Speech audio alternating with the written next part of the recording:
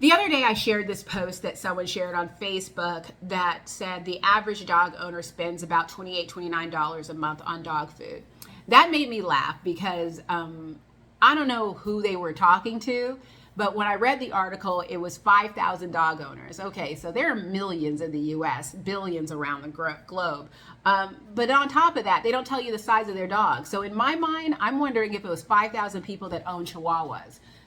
Because I spend on average about $250 a month for 4 big dogs. They weigh between 55 pounds and 80 pounds. And if I divide my budget by 4, it's about $63, $64 a month for my dogs.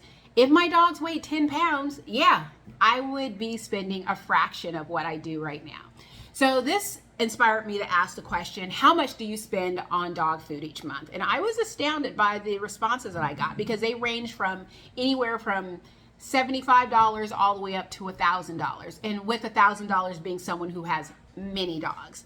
And I was really surprised that I was expecting to see a lot of people that had very low figures, but I should understand with the way the economy is, meat prices are skyrocketing. I can understand why people are spending so much. I wanted to do this video to share a few ways. I'm going to say seven ways that things that I'm doing to keep my budget low. So one, I had to stop feeding commercial raw. As much as I love commercial raw because it's nice to have someone else do the formulating, to do the meal prep, to do the sourcing, and to ship it to my door, love it. I can't afford it for 4 big dogs. I do buy some commercial raw, and I buy that when it's on sale. Where I am, I live in a town that has an amazing dog store called Jewel's Animal House. And the first Wednesday of every month, she hosts a Wild Wednesday where all fresh food, so raw, dehydrated, freeze-dried, cooked, is 20% off. I go there and I pick up a bag of Wild Coast Raw and I pick up a case of Solutions Pet Food.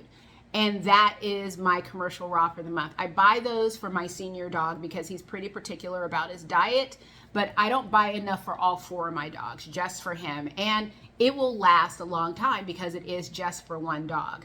But otherwise, I do DIY. And if you hear DIY and you're like, I can't do that, hey, I get it, I understand. It is a learning curve for a lot of people, but there is an easy way to do it. I am a KISS, keep it simple, stupid individual when it comes to anything that I do. I do not believe in stressing myself out.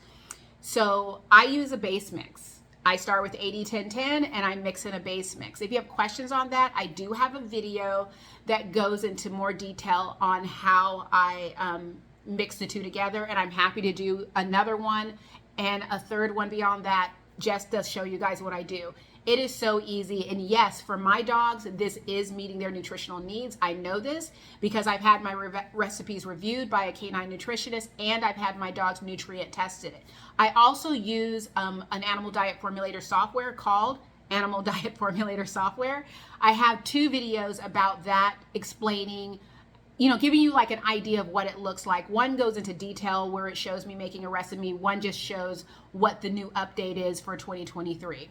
So DIY all the way, so much cheaper than buying commercial raw. 2 is join a local raw food co-op. I have a page on my website, keepthetailwagging.com/co-op, that has a list of all of the co-ops in the United States. I would love it to be a global list. So if you happen to know of any co-ops, whether it be in or out of the United States, and it's not on my website, please shoot me an email at Kimberly@keepthetailwagging.com. Let me know, and I will add that to the list. But I joined a raw food co-op probably maybe almost 10 years ago, and it was a life changer. I am able to get everything that I need at a lower cost because I'm buying it with hundreds of other people's as a bulk order, and so we're getting a lower price. Now, when you go and look at that list, you're going to have to take it upon yourself to vet all of the co-ops on that list, simply because I don't have time to do that. I only know about mine. I know that a lot of people are really freaked out about transparency, and so you're going to go to someone's website and expect them to show you every single thing before you dare join their co-op. It doesn't work like that. A lot of these co-ops have deals with farms, with brands, with distributors, where they are getting us lower prices, but one part of the deal is that they do not share that publicly. So in some cases, you're going to have to just trust the co-op and what they share with you, or the member that you speak to that tells you more about the co-op. So join a local raw food co-op. 3, get to know some local homesteaders. I have several friends that are raising their own animals, and they have their own eggs. And that is where I pay for the eggs. I get organs and other parts that they don't eat for free. My friends that are hunters, when they have to clean out their fridge from old meat, or they don't have enough room in their freezers for their kill, they will call me up and give me the excess. So that is such a great way to get free or very inexpensive meat. And I've gotten seafood, I've gotten various animals that I'm not able to get elsewhere, all of it for free. And usually when I get a freezer dump, which is what they're called, it's enough food to last me for probably 6 months. If it's super old, like if it's something that's been in the freezer for 4 years, I'll still take it, thaw it, slice it up, dehydrate it, and make treats out of it. And so get to know homesteaders, and you can find people like that. If you live in a rural area, it should be very easy. If not, use social media, because that is how you can connect with a lot of people. Talk to your grocery store meat manager. We're on number 4. Talk to your grocery store meat manager about any type of deals that they may be coming, and see if by chance, and this is on the down low, if the store has a power outage, if by chance they can call you right away so you can get there and pick up some of the meat before they throw it out. Last year, our grocery store had a power outage, and they threw out $15,000 worth of meat, including grass-fed beef, tons of it. I would have loved to have taken that off their hands to feed to my dogs. 5, outlet grocery stores or salvage grocery stores. Now, these are places where they have they get things in bulk, and so they are able to sell it at a discounted price. Some have things that are near expiration, so they are selling at a very discounted price. We have 2 in my town. Now, I don't go in there and score great things all the time, but I do find some pretty cool items. What I found is that the best thing for me to do is to hit up all of these places once a month just to see what they have. Some months I walk in and walk out with nothing. Some months I walk in and walk out with bags and bags of grass-fed beef, for example. The grocery, I don't remember what it's called. I think it's called the Grocery Outlet Bargain Market. That one is hit or miss. It's pretty great. It's hit or miss. Winco, which is another one, that one has a lot more things that are more consistent. So I can go in there anytime, and I know that I'm going to be able to find, fish or mussels or, there you go. I can find stuff that I need. The next one, and I've forgotten what number I'm on, but the next one is ethnic markets. I mostly shop at Asian markets, but there are lots of ethnic markets out there. What I love is that there is a lot of variety of things that you can get, a lot of cuts of meat that the average grocery store doesn't have. And actually what's interesting is Winco, because its customer base is so diverse, they also have a lot of really cool things that you can't get at the average grocery store. So sometimes the prices can be a little higher than you expect, because different people around the country, if you're in raw feeding groups and people are sharing, oh, I got this great thing for 2 cents. You may be disappointed when you go to your local ethnic market and nothing is 2 cents. That's an exaggeration, but it's still worth checking it out, pricing it out, and seeing what you can get.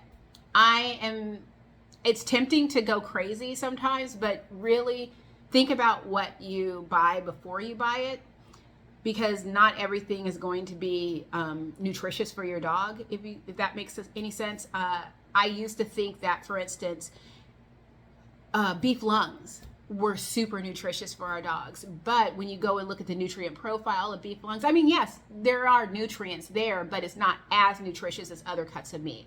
So think about that. Maybe go in, check it out, see what they have, go back, do a little research before you spend a lot of money. But on the flip side, ethnic markets as well as outlet markets are a great way to go and buy once or a little bit of something to see if your dog will eat it before you buy a case of it through a co-op. So I said ethnic markets, restaurant supply stores. Now this is something that I've heard about for years, but I finally just started shopping at one locally this year, and it blew my mind.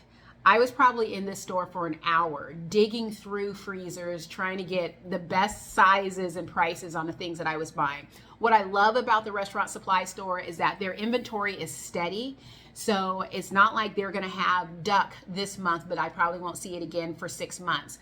I can get duck for $3.19 a pound, which for me where I live, that is an excellent price.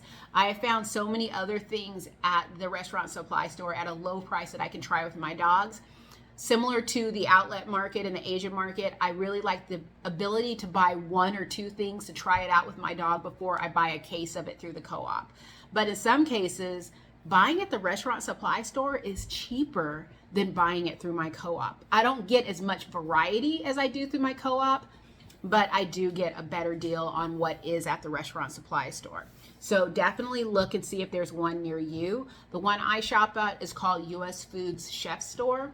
So you can start there and see if there's one near you, but you could also just Google restaurant supply store to see.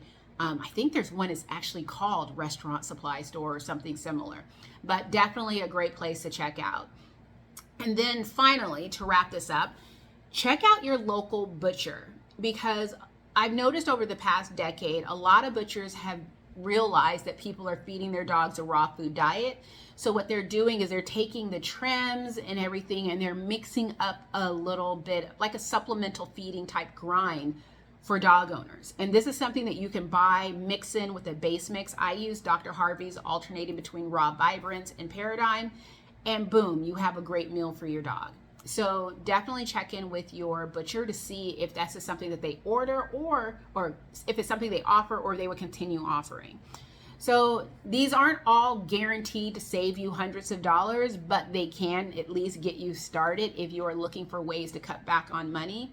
But generally, everything that I've shared is all around DIY.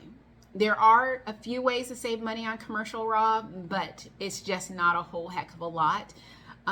It is what it is. You're paying someone else to do all the work for you. But if you want to get into DIY, I promise you it's so much easier than you think if you question yourselves. And if you are looking for someone to help you get over your fears, check with Scott J. Marshall of Raw Feeding 101. He is a friend of mine and absolutely brilliant because he's patient. He's been doing this for longer than we've been friends, and he loves it. And he's just very down to earth. He's not one of those my way or the highway type of people, and he can help get you started. He not only offers meal formulation services, but he has a boot camp. He has an intro to raw feeding course. He has a book, Raw Feeding 101 course. I have a book called Raw Feeding A to Z. Both of our books are available on Amazon.com. Check them out. But he is the person that I would recommend anyone go to if you want to learn to feed raw. If you don't want a formal way of learning to feed raw, and you just want someone who is very casual and tries to make it easy, follow me. And definitely, again, check out Raw Feeding from A to Z. I think it's my masterpiece. So that's how I save money on raw. I would love to know how you are saving money on raw. What did I not share that you're like, hey, here's a tip for you? Just so when other people come across this video and they start reading the comments, they can get more tips in the case that nothing that I shared works for them or very few. So thank you guys for watching, and I will talk to you on the next time. Bye.